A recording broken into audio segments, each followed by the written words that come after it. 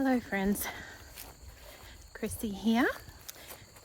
Welcome. If you haven't been here before, this is 9 little Aussies that have landed in Texas and starting a little homestead. If you have been here before, welcome back. I'm wandering down the paddock on this lovely spring afternoon, looking for a quiet spot.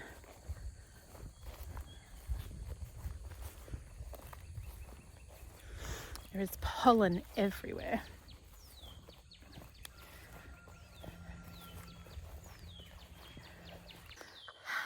Hey, I found a little stump to sit on.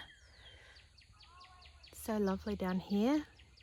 The sun is just touching the top of the trees and the birds are all busy chattering.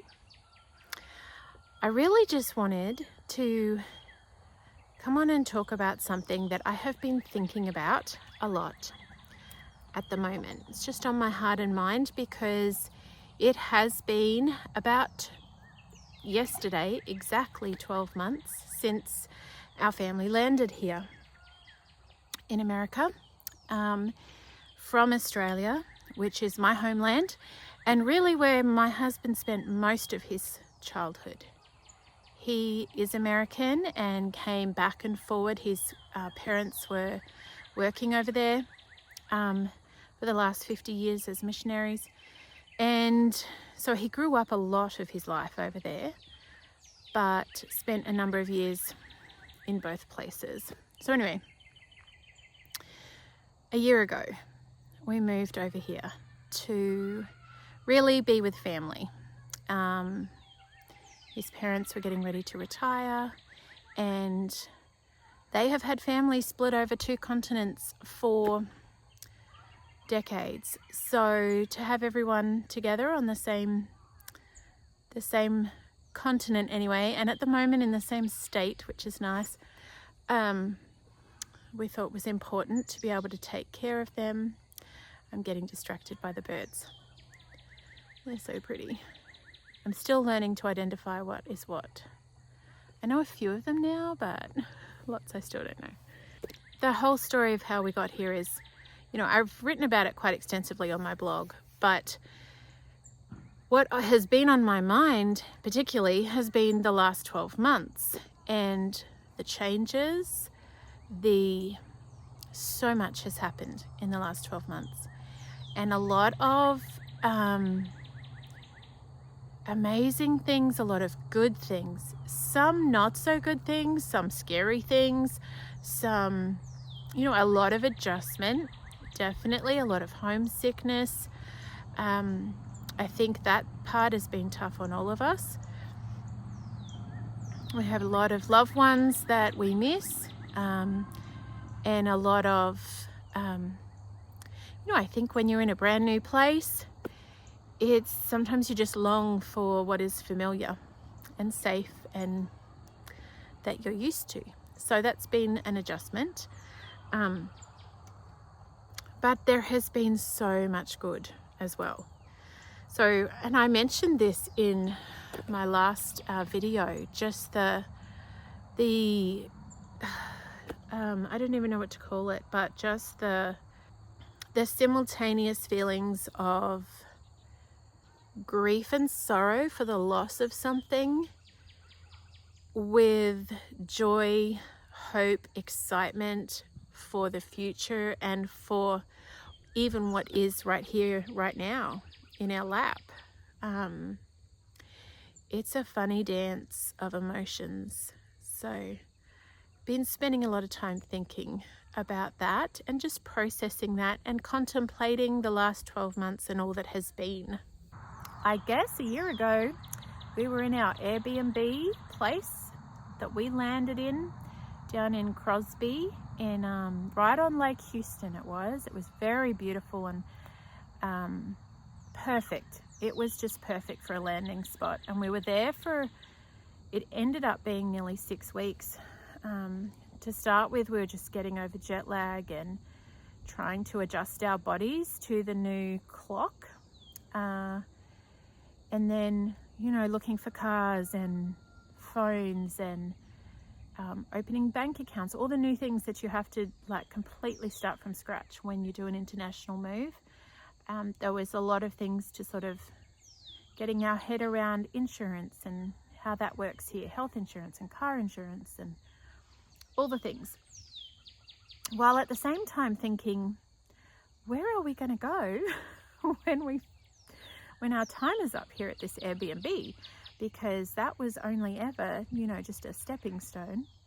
So we started doing these road trips just through Texas because we're in Houston because we have family members there, but we knew we did not want to stay in the big city.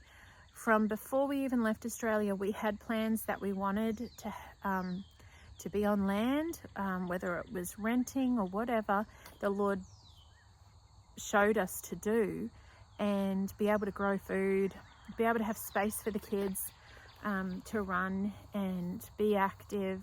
That was definitely always on our agenda. So we just started driving. We drove.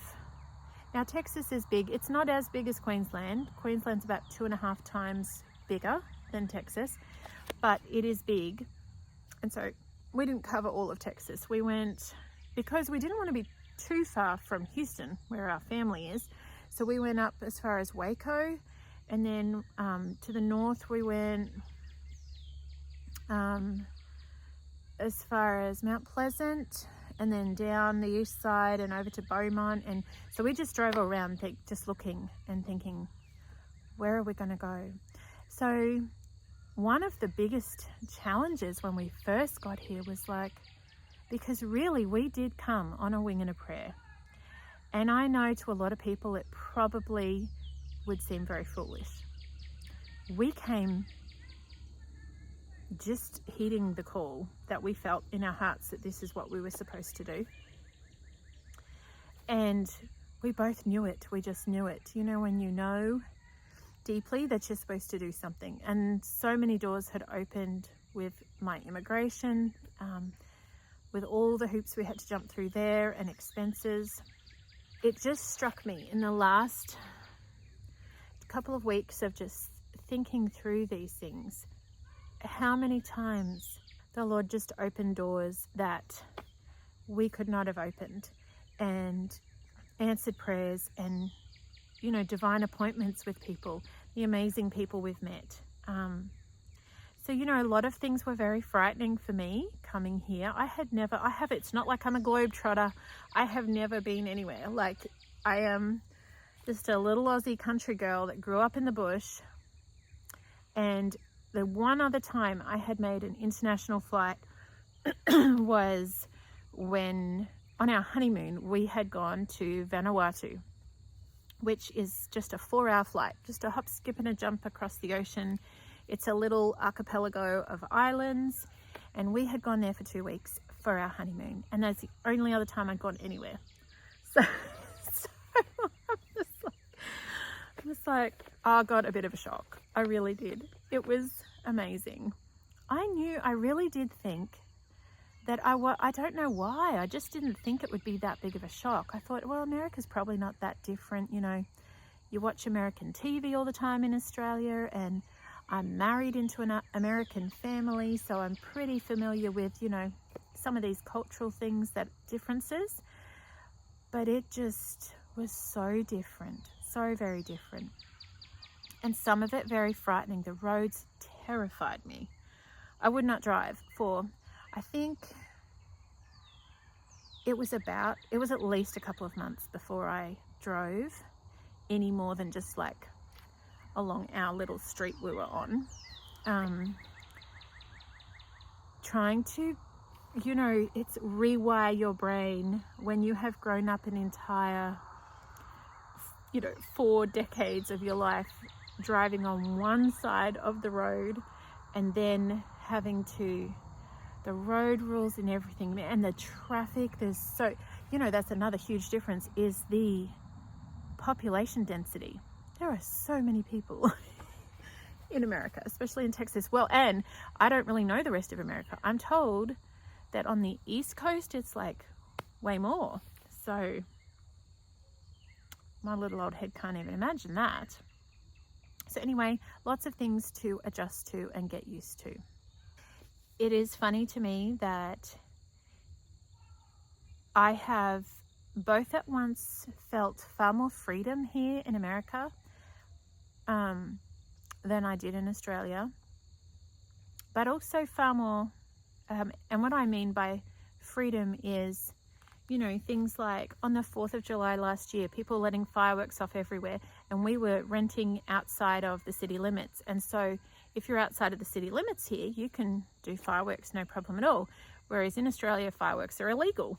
So I was like, wow, anyone can let fireworks off. And the difference on the roads are different, the traffic is different, the you know, the ability to go hunting, the ability, which you can do. I'm not saying you can't hunt in Australia, of course you can, but it's just, there's a lot more issues around that.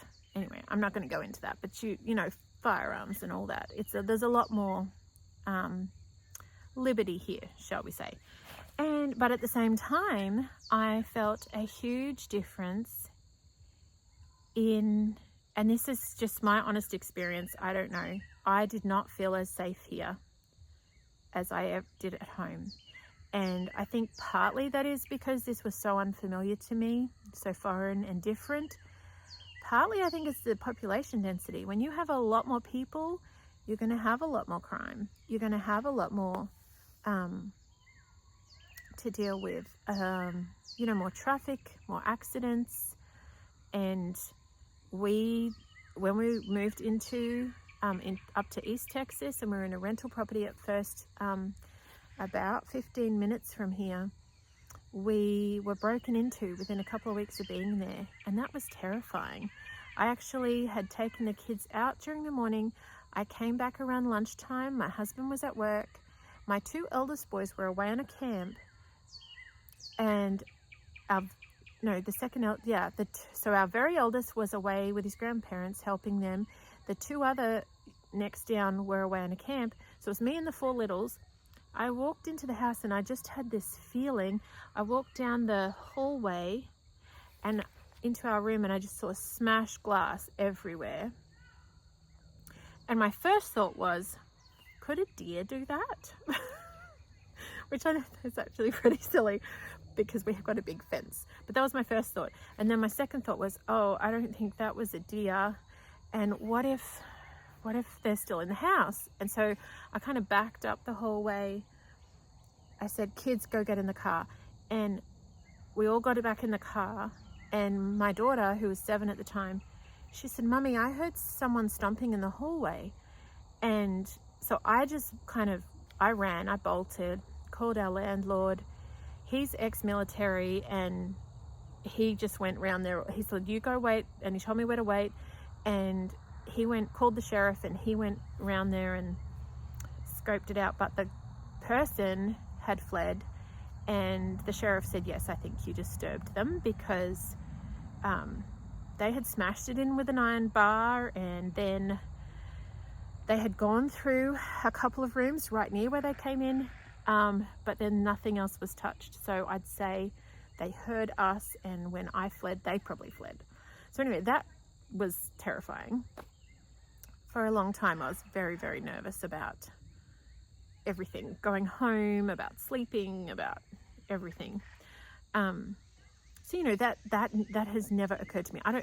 Never happened to us in Australia. I don't even know anyone who got broken into in Australia. It does, of course, happen. Of course it happens. It happens everywhere.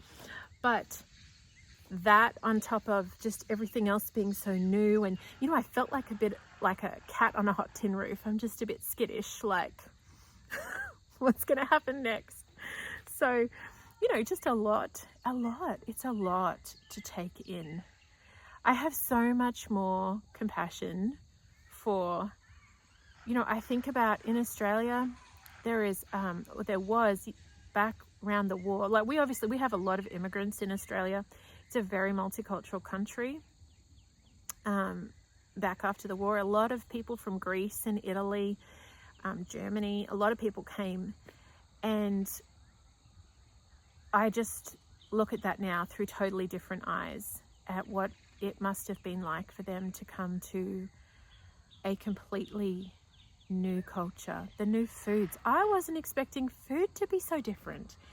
It's so crazy to me. I really thought, oh no, you know, Western food, but no, it is very different. There's a huge, heavy Mexican influence here, a lot of Mexican food.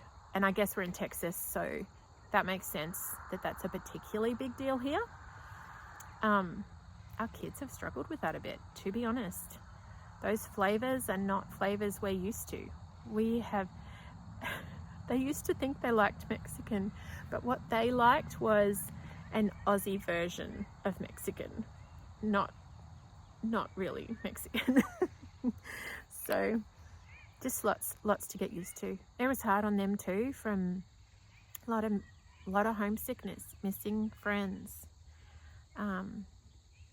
missing all that is familiar and normal to them. You know, we started having birthdays and no friends to invite over. That was tough.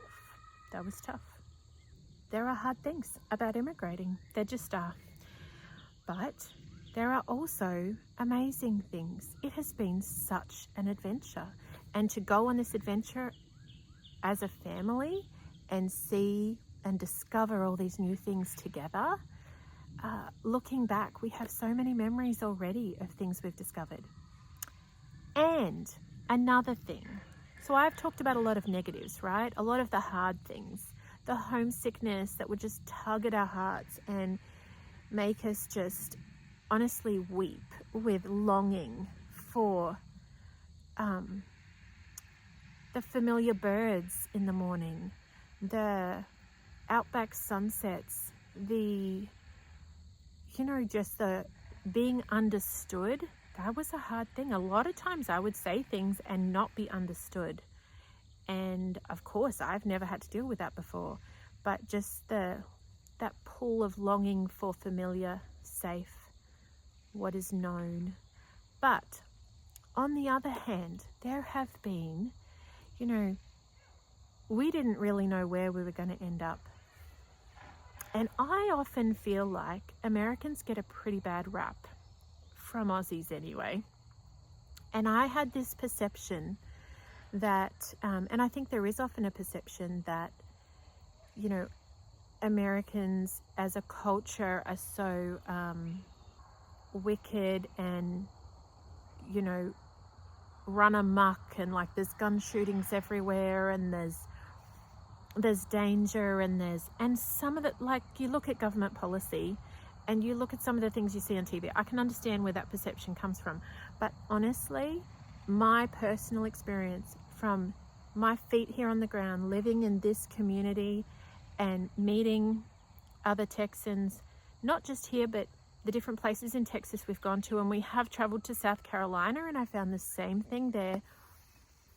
It is just not my experience. The perceptions I had were not accurate.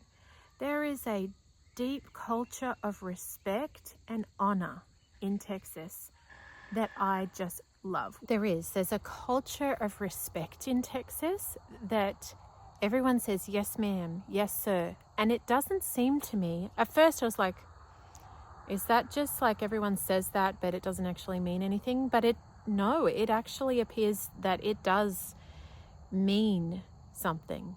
The people here have a respect for their elders. They have a respect for each other. There is a courtesy and an honor in the way people treat each other. You walk down the aisle of the supermarket, the shopping center, H-E-B. I walked down the aisle in H-E-B, and people are like, oh, excuse me. Oh, you go first. Oh, just so, pardon me. And not only that, but they look you in the eye and they say hello. And they say, how you doing? Or no, maybe not how you doing. They say hello. And just very friendly, very friendly. And I'm not saying Aussies aren't friendly, especially if you're in the bush. If you're in a rural country town, people are mostly a lot more courteous and a lot more friendly, but they can also be a bit distant. I'm just being real. They really can. People can be a bit like, you do your thing, I'll do mine. And unless you know them, that's it. But here, every man and his dog is your friend. Your neighbor. Like, people are just really friendly. And it just has been, that I didn't really know to expect that. It's refreshing. There's also a very conservative culture here, which I really love. It's a very, I think that lends itself to the respect and the honor and the way people treat each other. Yeah, it's just, so the other day I really noticed it when I was at the 4-H up at the county fair. I was sitting up there on those freezing cold grandstands for 5 hours waiting for the judging, for Caleb's judging, and I took a book and I was reading. I was quite happy to sit there. The little kids stayed home with the teenagers and I was just waiting, and that was fine. But then I read a chapter or two, and then I started just looking around, and it just struck me again. I'm like, everywhere we go, it's the same.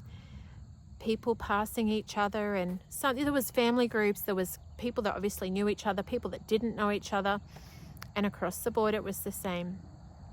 It was, yes ma'am, yes sir, can I help you, excuse me, people getting out of the way for each other. And just, there was they started down in the arena, they were starting the judging of, it was disabled children leading animals around. They had a special event for them.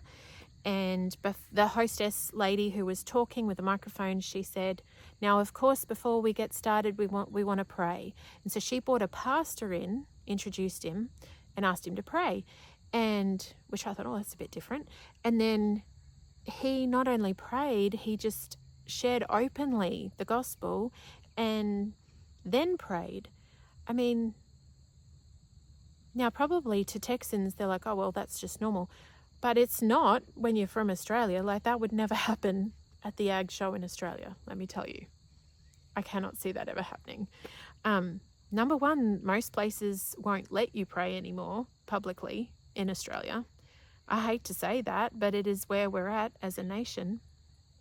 So that, to me, I mean, I know not everyone watching may resonate with that. I'm a Christian, and I just found that so freeing, that there are still places that you're allowed to pray openly in public. That was, that's beautiful. That's beautiful. So I guess what I'm saying is, in some ways it feels a little bit like the Wild West. It feels a little bit more dangerous and a little bit risky here. And I guess that just comes with the number of people that are here. But at the same time, it does feel just kind of reassuring and beautiful to be in a place where, and I realize too, I'm making these kind of sweeping statements, but in my experience, and that's all I can speak from, is it is in many ways a much more God-honoring place. And that was not something I expected. It just really wasn't. And it also, the friendliness of the people and the warm welcome we have received have just been amazing. So that has been a beautiful thing, and something I wasn't really necessarily looking for. Now, the other thing that we have had great excitement over is the flora, the fauna, the change of seasons, watching the wonder of creation on the other side of the world. It is just beautiful. The squirrels, the deer, even now I'm still to see an actual real life raccoon. I really want to see one, but all I've seen is roadkill. Same with skunks, which is a bit sad. I have seen an armadillo. We had one burrowing under our chook pen at the other rental house. The birds are just beautiful. Having actual seasons that change is just, it speaks to my heart. I love it. I love it. It is beautiful. So much good, so much change, so much. it is just, when I sit and contemplate it, it's kind of like, whoa, what a whirlwind of a year. But one I am very grateful for, truly grateful for. So thank you, Texas. We are grateful to be here. Thank you, America. We are very grateful that we have found you and that this is home now. So that was my thoughts for today. I just wanted to share my somewhat rambling review of the year that was. And yeah, so we'll go ahead from now, excited about spring and getting veggies in the garden and animals on our little farm, our little plot of land. So look forward to all that is to come.